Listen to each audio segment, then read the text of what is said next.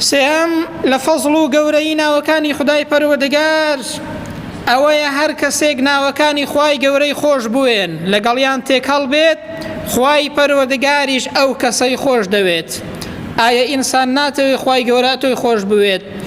ناتەوێت بەبێ خۆشەویستی خوای پەروەردگار؟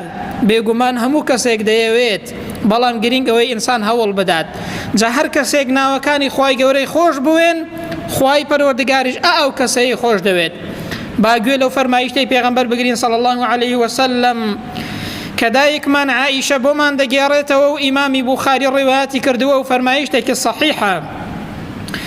دەفەرمێ پێغەمبەر صلی الله عليه وسلم پیاوێکی نارد لەگەڵ فەوجێک لەگەڵ کۆمەڵێک خەڵکدا کە دیارە چوون بۆ غەزا و بۆ جیهاد و تێکۆشان.